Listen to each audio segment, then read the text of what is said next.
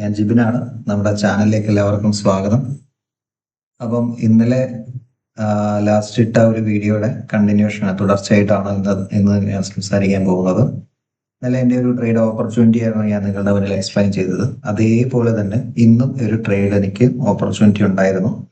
അപ്പം ഇന്നലെ നമ്മൾ എക്സ്പ്ലെയിൻ ചെയ്ത ചാർട്ട് 25,500 PE ആയിരുന്നു. 25,500 PEയിൽ ഇന്നലത്തെ ലാസ്റ്റ് വീഡിയോയിൽ നിങ്ങൾക്ക് കണ്ടു കഴിഞ്ഞാൽ മനസ്സിലാവും നമുക്കൊരു ഓപ്പർച്യൂണിറ്റി കിട്ടിയിട്ടുണ്ടായിരുന്നത് ഈ ഒരു ലെവലിലായിരുന്നു. ആ ലെവലിൽ ആദ്യത്തെ എൻട്രി നമ്മുടെ സ്റ്റോപ്പ് ലോസ് ആയിരുന്നു ഞാൻ പറഞ്ഞത്. രണ്ടാമതും ആ ഒരു ലൊക്കേഷനിലേക്ക് വന്നപ്പോൾ നമ്മളൊരു നെക്സ്റ്റ് ട്രേഡ് എൻ്റെ കാര്യം ഞാൻ പറഞ്ഞിട്ടുണ്ടായിരുന്നു. അപ്പോൾ അതിൻ്റെ ഡീറ്റെയിൽസ് ഒക്കെ ഞാൻ ആ വീഡിയോയിൽ ഡീറ്റെയിൽ ആയിട്ട് എക്സ്പ്ലെയിൻ ചെയ്തിട്ടുണ്ട്. അതേ കാരണങ്ങളും അതേ കൺഫർമേഷനുകളും ഒക്കെ തന്നെയാണ്, ആ ഒരു പാറ്റേൺ ഒക്കെ തന്നെയാണ് ഇന്നത്തെ നമ്മുടെ എൻട്രിയിൽ ഓപ്പർച്യൂണിറ്റിയിലും പറയാൻ ഉദ്ദേശിക്കുന്നത്. അതിനുമുമ്പേ നിഫ്റ്റി ഒന്ന് ജസ്റ്റ് നോക്കാം. നിഫ്റ്റി ഡെയിലി ടൈം പാറ്റേണിൽ നോക്കുമ്പോൾ, ഡെയിലി ടൈം ഫ്രെയിമിൽ നോക്കുമ്പോൾ നമ്മൾ കഴിഞ്ഞ വീഡിയോയിൽ പറഞ്ഞിട്ടുണ്ടായിരുന്നു, തൊട്ട് തലേ ദിവസത്തെ ട്രെൻഡ് അനുസരിച്ച് നമ്മളൊരു ഏതിലാണ്, കോളിലാണോ പുട്ടിലാണോ നമ്മളൊരു ട്രേഡ് കൺഫർമേഷൻ എടുക്കുന്നതെന്ന് പറഞ്ഞിട്ടുണ്ടായിരുന്നു. പക്ഷെ ഇവിടെ ഇന്ന് നമുക്ക് നോക്കുമ്പോൾ തൊട്ട് തലേ ദിവസത്തെ ട്രെൻഡ് എന്ന് പറഞ്ഞു കഴിഞ്ഞാൽ, അതായത് വെള്ളിയാഴ്ച, ഇന്ന് മൺഡേ ആണ്, വെള്ളിയാഴ്ചത്തെ ക്യാൻഡിൽ നോക്കുകയാണെങ്കിൽ ഒരു സ്ട്രോങ് റിജക്ഷൻ ആയിരുന്നു. ഈ ഒരു 25,322 എന്ന് പറയുന്ന ഒരു ലെവലിൽ നിന്ന് ഒരു റിജക്ഷൻ ക്യാൻഡിലാണ്. അതായത് ഒരു ബയേഴ്സ് അവിടെ നിന്ന് ആക്റ്റീവ് ആവുന്നതും സിയിൽ ഓപ്പർച്യൂണിറ്റിയാണ് അപ്പം വരുന്നത് അല്ലേ. അപ്പം ബയേഴ്സ് അവിടെ ആക്റ്റീവായിട്ട് നിഫ്റ്റി മുകളിലേക്ക് പോകുന്നതിൻ്റെ ഒരു സിമ്പിളായിരുന്നു ഇന്നലെ നമുക്കുണ്ടായിരുന്നത്. പക്ഷെ അത് നമുക്ക് നോക്കുമ്പം കുറച്ചും കൂടെ ടൈം ഫ്രെയിം കുറച്ച് നോക്കുമ്പോൾ മനസ്സിലാവും മാർക്കറ്റ് ഓൾറെഡി ഡൗൺ ട്രെൻഡിൽ തന്നെയാണ്. ആ ഡൗൺ ട്രെൻഡിൽ വരുന്നതിൻ്റെ ഒരു പുൾ ബാക്ക് ആണ് സത്യത്തിൽ ഉണ്ടായിരുന്നത്. ഓക്കെ, അപ്പോഴും എൻ്റെ ഒരു വ്യൂ എന്ന് പറയുന്നത്, ഇവിടെ ഇനി കോളിലേക്ക് എൻ്റെ വ്യൂ മാറണമെങ്കിൽ ഇവിടെ സത്യത്തിൽ ഒരു സ്ട്രോങ് ഒരു ക്യാരക്ടർ ചേഞ്ച് ഒക്കെ ഉണ്ടെങ്കിൽ മാത്രമേ ഞാൻ കോളിലേക്ക് അത് വ്യൂ ഷിഫ്റ്റ് ചെയ്യത്തുള്ളൂ, അല്ലെങ്കിൽ മറ്റെന്തെങ്കിലും കൺഫർമേഷൻ എനിക്ക് തോന്നണം. അല്ലാത്ത പക്ഷം എൻ്റെ വ്യൂ ഇപ്പോഴും പുട്ടിൽ തന്നെയാണ്. അപ്പോൾ പുട്ടിൽ ഞാൻ ഇനി പറയാൻ പോകുന്നത്, നിഫ്റ്റി ഞാൻ എപ്പോഴും ഒരു ഇൻഡിക്കേറ്റർ ആയിട്ട് മാത്രമേ കാണുന്നുള്ളൂ. ഞാൻ കൂടുതലും ഫോക്കസ് ചെയ്യുന്നത് ഓപ്ഷൻസിന്റെ ഞാൻ സെലക്ട് ചെയ്യുന്ന സ്ട്രൈക്കിന്റെ പ്രൈസ് ആക്ഷൻ ലെവലുകളിലാണ് ഞാൻ കൂടുതലും വിശ്വസിക്കുന്നത്. അപ്പൊ അങ്ങനെ നോക്കുമ്പോൾ ഇന്ന് നമ്മൾ നോക്കുമ്പോൾ രാവിലെ ഞാൻ സെലക്ട് ചെയ്യുന്ന ഒരു സ്ട്രൈക്ക് അറ്റ് ടൈമിൽ ലൈവ് മാർക്കറ്റിൽ 25,600 ആയിരുന്നു പുട്ട് സൈഡിലായിരുന്നു ഞാൻ എൻ്റെ വ്യൂ ഉണ്ടായിരുന്നത്, ഞാൻ പറഞ്ഞല്ലോ. അപ്പം വ്യൂ ഞാൻ പിയിൽ തന്നെയായിരുന്നു. കാരണം നിഫ്റ്റി മുകളിലേക്ക് വന്നെങ്കിലും അത് താഴോട്ട് വന്ന ഡൗൺ ട്രെൻഡിന്റെ ഒരു പുൾ ബാക്ക് ആയിട്ട് മാത്രമേ എനിക്ക് അതിനെ കാണാൻ പറ്റുള്ളൂ. അപ്പോൾ അതേസമയം ഞാൻ പുട്ടിൽ നോക്കുകയാണെങ്കിൽ 25,600 പുട്ടായിരുന്നു ഞാൻ ഇന്ന് ട്രേഡിന് വേണ്ടിയിട്ട് നോക്കിയിട്ടുണ്ടായിരുന്ന ഒരു ചാർട്ട്. അപ്പം ഇന്നലെ പറഞ്ഞ അതേ ഒരു ട്രേഡിംഗ് സെറ്റപ്പ് തന്നെയാണ്. ഇന്നലെ നമ്മൾ ഈ 25,500 പുട്ടിൽ ഈ ഒരു ലെവലിൽ നിന്നായിരുന്നു ട്രേഡ് പ്ലാൻ ചെയ്തിട്ടുണ്ടായിരുന്നു അല്ലേ. അപ്പോൾ അതേപോലെ തന്നെ നമ്മൾ 25,600 PEയിൽ ഇന്ന് ഞാനിവിടെ ഒരു ട്രേഡ് ഓപ്പർച്യൂണിറ്റി ഉണ്ടായിരുന്നു. അതിന്റെ റീസൺ എന്തായിരുന്നു, കാരണം എന്നുള്ളത് ഒന്ന് ഞാൻ വ്യക്തമാക്കാം. തൊട്ട് കുറച്ച് ബാക്കിലേക്കൊക്കെ നമ്മൾ ഒന്ന് നോക്കുകയാണെന്നുണ്ടെങ്കിൽ ഒരു ലോങ് ടൈം ഫ്രെയിമിൽ ഇട്ട് കാണിക്കാം. ഓക്കെ, ഈ ഒരു 16 മുതൽ ഒക്ടോബർ 16 മുതൽ മാർക്കറ്റ് ഇങ്ങോട്ടേക്ക് ഒരു ഡൗൺ ട്രെൻഡ് ആയിരുന്നു അല്ലെ. ആ ഒരു ഡൗൺ ട്രെൻഡ് വന്ന മാർക്കറ്റിന് ഒരു ക്യാരക്ടർ ചേഞ്ച് എന്ന് നമുക്ക് പറയാനുണ്ടെങ്കിൽ, ആ ഡൗൺ ട്രെൻഡ് ക്യാരക്ടർ ചേഞ്ച് നമുക്ക് കിട്ടുന്നത് ഏകദേശം നവംബർ 3-ം തീയതിയാണ്. ഓക്കെ, അപ്പോൾ ഈ ഒരു ടൈം പീരീഡ് നമുക്കൊന്ന് സൂം ചെയ്ത് ഒന്നുകൂടെ സ്റ്റഡി ചെയ്യാം. ഓക്കെ, ഒക്ടോബർ 29, ഒക്ടോബർ 30, അതേപോലെ ഒക്ടോബർ 31, നവംബർ 3.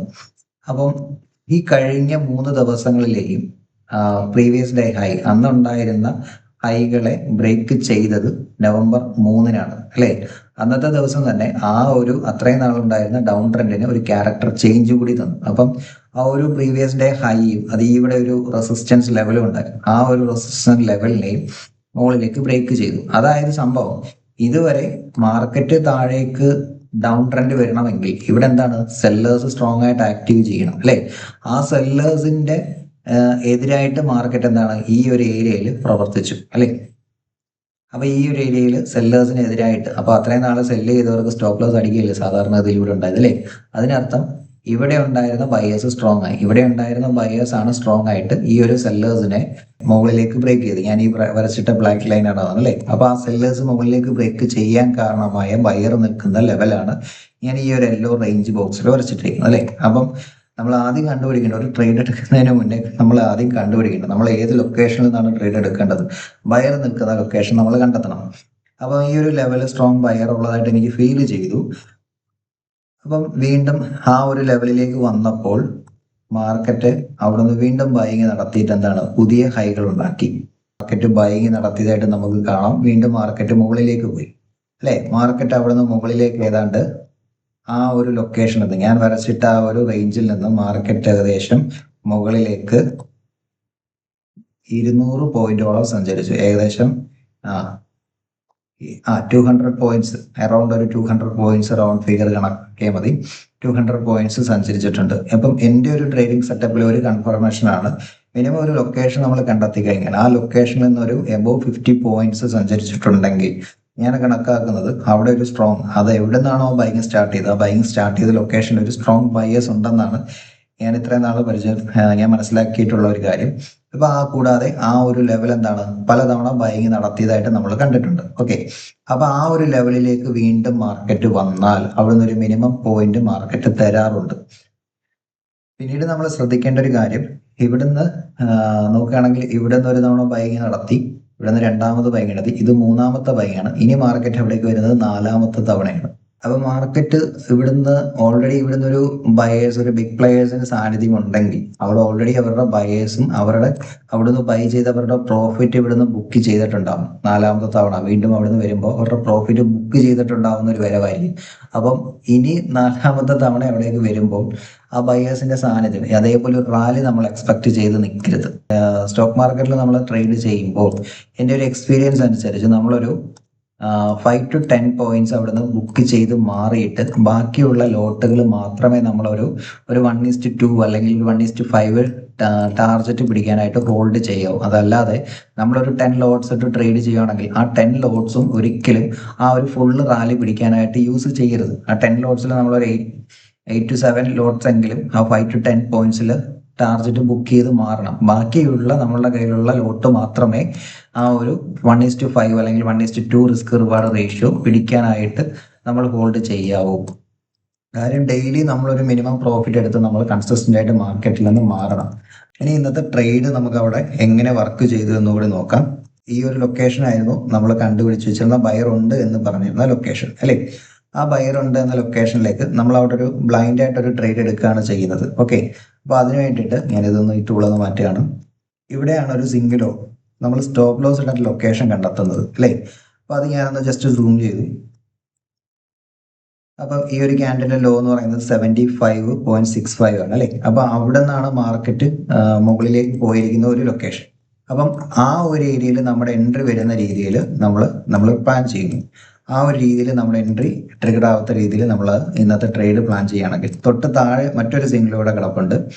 അതിന്റെ ഏറ്റവും ലോ എന്ന് പറയുന്നത് 70.15 ആണ്. അപ്പൊ അവിടുന്ന് ചാർട്ട് പ്രകാരം ഒരു 10 പോയിന്റ് കണക്കാക്കി നമ്മൾ 80.15 അല്ലെങ്കിൽ ഒരു റൗണ്ട് ആയിട്ട് 81ലോ 80ലോ നമ്മൾ നമ്മുടെ എൻട്രി പ്ലാൻ ചെയ്യുന്നു. ഓക്കെ, ഇനി ഇന്നത്തെ ദിവസത്തിന് ഒരു പ്രത്യേകത കൂടിയുണ്ട്. ഇന്നത്തെ ദിവസം എന്ന് പറയുന്നത് എക്സ്പയറിക്ക് തലേ ദിവസമാണ്. അതായത് നാളെ എക്സ്പയർ ആവുകയാണ്. നാളെ ഈ കോൺട്രാക്ട്, നാളെ ഈ ചാർട്ടും എല്ലാം എക്സ്പയർ ആവുകയാണ്. അപ്പം എക്സ്പയറി ദിവസവും അതേപോലെ എക്സ്പയറിക്ക് തലേ ദിവസവും മാർക്കറ്റ് കൂടുതലായിട്ട് മൊമെന്റം കാണിക്കാറുണ്ട്. മാർക്കറ്റ് കൂടുതൽ വോളറ്റൈൽ ആകാറുണ്ട്. ഓക്കെ, അപ്പം നമ്മളിവിടെ ബ്ലൈൻഡ് ആയിട്ട് 80ൽ ഞാനിപ്പം എൻട്രി ഇട്ട് വെച്ച് കഴിഞ്ഞാൽ സംഭവിക്കാൻ പോകുന്നത്, ചിലപ്പം നമ്മുടെ സ്റ്റോപ്പ് ലോസ് വന്ന് ട്രിഗർ ആയിട്ടായിരിക്കാം ചിലപ്പോൾ നമ്മൾ ഉദ്ദേശിച്ച ടാർഗറ്റിലേക്ക് പോകുന്നത്. ഓക്കെ, അപ്പം നമ്മൾ സാധാരണഗതിയിൽ ഒരു 20 പോയിന്റ് എങ്കിലും നമ്മൾ സ്റ്റോപ്പ് ലോസ് കരുതണം. 80ലായിരുന്നു, 81 അല്ലെങ്കിൽ 80 റൗണ്ട് ഫിഗർ നമ്മൾ എൻട്രി പ്ലാൻ ചെയ്യുന്നു. അപ്പോൾ നമ്മളൊരു 60 എങ്കിലും നമ്മളുടെ 60 ലെവലിലെങ്കിലും നമ്മുടെ സ്റ്റോപ്പ് ലോസ് മെയിൻറ്റെയിൻ ചെയ്യണം. നമ്മളൊരു പരാവരം 10 പോയിന്റ്സ് ഇന്നത്തെ ദിവസം നമ്മൾ ഇട്ട് കഴിഞ്ഞാൽ നമുക്ക് സ്റ്റോപ്പ് ലോസ് അടിക്കാനുള്ള സാധ്യത കൂടുതലാണ്. കാര്യം ഇന്ന് എക്സ്പയറി ദിവസത്തിന് തൊട്ട് മുന്നേ ഉള്ള ദിവസമാണ്. എക്സ്പയറി ദിവസവും എക്സ്പയറിക്ക് തൊട്ട് മുന്നേ ഉള്ള ദിവസം, അതേപോലെ മന്ത്ലി എക്സ്പയറി, ഇത്തരം ദിവസങ്ങളിലൊക്കെ മാർക്കറ്റ് വോളറ്റൈൽ ആകാൻ സാധ്യതയുണ്ട്. അപ്പൊ നമ്മളിവിടെ ബ്ലൈൻഡ് ആയിട്ട് എൻട്രി ഇട്ട് വയ്ക്കുമ്പോൾ ചിലപ്പോൾ നമ്മുടെ സ്റ്റോപ്പ് ലോസ് വന്ന് ട്രിഗർ ആയതിനു ശേഷമായിരിക്കും നമ്മൾ ഉദ്ദേശിച്ച ടാർഗറ്റ് കൊടുക്കുന്നത്. ഓക്കെ, അപ്പൊ ഈ ഓപ്പണിംഗ് ക്യാൻഡിൽ, അതേപോലെ തന്നെ ഓപ്പണിംഗ് ക്യാൻഡിലും അതേപോലെ വോളറ്റൈൽ ഉള്ള ഒരു ക്യാൻഡിലാണ്. അപ്പൊ ഈ ഓപ്പണിംഗ് ക്യാൻഡിലാണ് ഇന്നത്തെ 9:15 തന്നെ നമുക്ക് ട്രേഡ് എക്സിക്യൂട്ട് ആയിട്ടുണ്ട്. അപ്പം 9:15 ക്യാൻഡിൽ ചിലപ്പോൾ നമ്മൾ ഉദ്ദേശിക്കുന്ന സ്റ്റോപ്പ് ലോസ് അടിച്ചിട്ടായിരിക്കും പോകുന്നത്. അപ്പൊ അതിന് വേണ്ടിയിട്ട് നമ്മളൊരു 20 പോയിന്റ് റിസർവ് ചെയ്ത് സ്റ്റോപ്പ് ലോസ് ഇട്ടിട്ട് വരും നമ്മൾ ട്രേഡ് എടുക്കാനായിട്ട്. അപ്പം ഈ ഒരു ക്യാൻഡലിന്റെ ഇത് കഴിയുമ്പോൾ നമുക്ക് എന്താണ് സ്റ്റോപ്പ് ലോസ് അതിന്റെ താഴേക്ക് മാറ്റിയിടാം. നമുക്ക് അനുസരിച്ച് 10 പോയിന്റ് അനുസരിച്ച് നമുക്ക് സ്റ്റോപ്പ് ലോസ് കയറ്റിയിടാം. ഓക്കെ, അപ്പൊ അവിടുന്ന് 10 പോയിന്റ് സ്റ്റോപ്പ് ലോസ് കണക്കാക്കി നോക്കുകയാണെന്നുണ്ടെങ്കിൽ നമ്മളുടെ ടാർഗറ്റ് അത് അടിച്ചിട്ടുണ്ട്. ഓക്കെ, നമുക്ക് ടാർഗറ്റ് ട്രിഗർ ആയിട്ടുണ്ട്. 1:2 ടാർഗറ്റ് അവിടെ കൊടുത്തിട്ടുണ്ട്. പക്ഷെ ഒരിക്കലും നമ്മൾ 1:2 ടാർഗറ്റ് പിടിക്കുന്നതിന് മുന്നേ തന്നെ നമ്മളൊരു 5 to 10 പോയിന്റ്സ് നമ്മളവിടെ നമ്മുടെ ലോട്ട് സൈസിൽ അത് 10 ലോട്ടിട്ടാണ് ട്രേഡ് എടുക്കുന്നതെങ്കിൽ, ഒരു കണക്ക് മാത്രം പറയാണ്, നമ്മൾ മാക്സിമം ലോട്ട്സിൽ ഒരു 5 to 10 പോയിന്റ്സ് ടാർഗറ്റ് ബുക്ക് ചെയ്ത് മാറിയിട്ട് പ്രോഫിറ്റ് ബുക്ക് ചെയ്ത് മാറിയതിന് ശേഷം മാത്രമേ നമ്മൾ ബാക്കിയുള്ള ലോട്ട് മാത്രമേ 1:2 അല്ലെങ്കിൽ അതിൽ മേളിലെ റിസ്ക് റിവാർഡ് റേഷ്യോയ്ക്ക് സ്റ്റോപ്പ് ലോസ് ട്രയൽ ചെയ്ത് കൊണ്ടുപോകുള്ളൂ. അതേപോലെ തന്നെ ഇന്നത്തെ ഈ ട്രേഡ് നമുക്ക് ഇവിടെ സ്റ്റോപ്പ് ലോസ് ഹിറ്റ് ആവാതെ തന്നെ നമുക്കത് മിനിമം പ്രോഫിറ്റ് അവിടെ കൊടുത്തിട്ടുണ്ട്. ഓക്കെ, ഇനി നെക്സ്റ്റ് ട്രേഡ് എന്ന് നമുക്കത് ഒരു നെക്സ്റ്റ് ഓപ്പർച്യൂണിറ്റി നമുക്ക് ഇന്ന് കിട്ടണമെങ്കിൽ സത്യത്തില് ഈ വന്ന ഓപ്പണിംഗ് ക്യാൻഡിൽ എന്ന് പറഞ്ഞു കഴിഞ്ഞാൽ കണ്ടാൽ തന്നെ മനസ്സിലാവും ഒരു ബിയറിഷ് ക്യാൻഡിലാണ്. ഓക്കെ, ഒരു സെല്ലേഴ്സിന് കൺഫർമേഷൻ കൊടുത്തുകൊണ്ടുള്ള ഒരു ക്യാൻഡിലാണ് നമ്മുടെ ഈ സപ്പോർട്ട് റേഞ്ചിലേക്ക് ഇറങ്ങി വന്നത്. ഓക്കെ, അപ്പൊ ഇനി നമുക്ക് പുട്ടിൽ നെക്സ്റ്റ് ട്രേഡ് കിട്ടണമെങ്കിൽ, പുട്ടിൽ നമുക്കൊരു ട്രേഡ് എടുക്കണമെങ്കിൽ ഈ ഒരു ക്യാൻഡിലിന്റെ ഹൈയെ ബ്രേക്ക് ചെയ്യണം. അറ്റ്ലീസ്റ്റ് ഈ സെല്ലേഴ്സിന്റെ, അതായത് താഴേക്ക് വന്ന ഈ ഒരു ഏരിയ നോക്കുകയാണെങ്കിൽ മനസ്സിലാവും ഒരു ഡൗൺ ട്രെൻഡ് ആണ് ആ ഒരു പർട്ടിക്കുലർ ഏരിയ. ആ ഡൗൺ ട്രെൻഡിന്റെ ഹൈ എങ്കിലും ബ്രേക്ക് ചെയ്ത് ഒരു ക്യാരക്ടർ ചേഞ്ച് അവിടെ കാണിക്കണം. ഈ ഒരു ലെവൽ ബ്രേക്ക് ചെയ്ത് കാണിച്ചാൽ മാത്രമേ നമുക്ക് ഇന്നത്തെ ദിവസം ഇനി ഒരു പുട്ടിൽ നെക്സ്റ്റ് ഓപ്പർച്യൂണിറ്റി നമുക്കുള്ളൂ. അല്ലാത്ത പക്ഷം പുട്ടിൽ ഇന്ന് നമുക്ക് നെക്സ്റ്റ് ഓപ്പർച്യൂണിറ്റി ഇല്ല. അതിൽ താഴേക്ക് വരുന്ന ഒരു ഡൗൺ ട്രെൻഡ് പാറ്റേൺ കണ്ടിന്യൂ ചെയ്യുകയാണ് അല്ലേ. അപ്പൊ നമുക്ക് ഈ ഒരു ലൊക്കേഷനിൽ മിനിമം പ്രോഫിറ്റ് നമുക്ക് തന്നു. നമ്മൾ നേരത്തെ കൂട്ടി കണ്ടുപിടിച്ച് വെച്ചിരുന്ന ഒരു മേജർ ലെവലായിരുന്നു അല്ലേ. അതെങ്ങനെയാണ് ആ മേജർ ലെവൽ കണ്ടുപിടിച്ചത് എന്നൊക്കെ ഞാൻ ഈ തൊട്ട് മുന്നേ എക്സ്പ്ലെയിൻ ചെയ്തിട്ടുണ്ട്. നിങ്ങൾ ഒന്നും കൂടി വ്യക്തമായിട്ട് കാണുക. ഞാൻ എപ്പോഴും പറയാറുണ്ട്, റെസിസ്റ്റൻസിനെ ബ്രേക്ക് ചെയ്യാൻ കാരണമായ ഒരു ബയർ നിൽക്കുന്ന ലൊക്കേഷൻ, അതാണ് സത്യത്തിൽ എൻ്റെ ട്രേഡ് സെറ്റപ്പിന്റെ ആപ്തവാക്യം. ഓക്കെ, അങ്ങനെ ഒരു ലൊക്കേഷൻ ആയിരുന്നു ഞാനിവിടെ കണ്ടുപിടിച്ചത്. ആ ഒരു ലൊക്കേഷനിൽ വന്നപ്പോൾ മാർക്കറ്റ് മിനിമം പ്രോഫിറ്റ് അവിടെ നിന്ന് തരികയും ചെയ്തു. അതിനുശേഷമാണ് മാർക്കറ്റ് താഴേക്ക് വന്നത് അല്ലേ.